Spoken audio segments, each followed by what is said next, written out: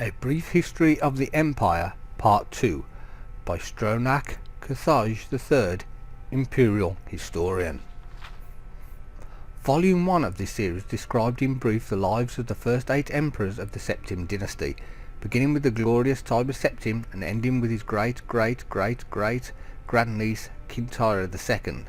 Kintyra's murder in Glen Point while in captivity is considered by some to be the end of the pure strain of Septim blood in the imperial family. Certainly it marks the end of something significant. Uriel III not only proclaimed himself Emperor of Tamriel, but also Uriel Septim III, taking the eminent surname as a title. In truth, his surname was Martiarco, from his father's line. In time, Uriel III was deposed and his crimes reviled, but the tradition of taking the name Septim as a title for the Emperor of Tamriel did not die with him. For 6 years, the War of the Red Diamond, which takes its name from the Septim family's famous badge, tore the empire apart. The combatants were the 3 surviving children of Pelagius II, Potema, Sepphoris, and Magnus, and their various offspring. Potema, of course, supported her son Uriel III, and had the combined support of all the Skyrim and northern Morrowind. With the efforts of Sepphoris and Magnus, however, the province of High Rock turned coat. The provinces of Hammerfell, Somerset Isle, Varlenwood, Elsewhere, and Blackmarsh were divided in their loyalty, but most kings supported Sepphoris and Magnus. In 3rd Era 127, Uriel III was captured at the Battle of Ichidag in Hammerfell. En route to his trial in the imperial city, a mob overtook his prisoner's carriage and burned him alive within it.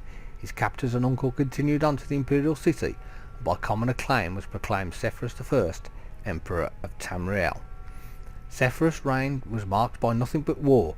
By all accounts he was a kind and intelligent man, but what Tamriel needed was a great warrior, and he, fortunately, was that.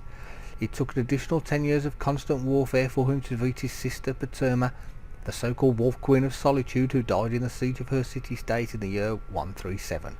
Sepphoris survived his sister by only 3 years. He never had time during the war years to marry, so it was his brother, the 4th child of Pelagius II, who assumed the throne. The Emperor Magnus was already elderly when he took up the imperial diadem, and the business of punishing the traitorous kings at the War of the Red Diamond drained much of his remaining strength. Legend accurses Magnus' son and heir Pelagius III of patricide, but that seemed highly unlikely, for no other reason than that Pelagius was king of Solitude following the death of Potema, and seldom visited the imperial city. Pelagius III, sometimes called Pelagius the Mad, was proclaimed emperor in the 145th year of the 3rd Era. Almost from the start, his eccentricities of behaviour were noted at court. He embarrassed dignitaries, offended his vassal kings, and on one occasion marked the end of an imperial grand ball by attempting to hang himself. His long-suffering wife was finally awarded the regency of Tamriel, and Pelagius III was sent to a series of healing institutions and asylum, till his death in the 3rd Era 153 at the age of 34. The Empress Regent of Tamriel was proclaimed Empress Kataraya upon the death of her husband. Some who did not mark the end of the Septim bloodline with the death of Kintyra II considered the ascendancy of his dark elf woman the true mark of its decline. Her defenders, on the other hand, assert that although Kataraya was not descended from Tiber, the son she had with Pelagius was, so the imperial chain did continue. Despite racist assertions to the contrary, Kataraya's 46-year reign was one of the most celebrated in Tamriel history. Uncomfortable in the imperial city, Kataraya travelled extensively throughout the empire, such as no emperor had had since Tiber's day.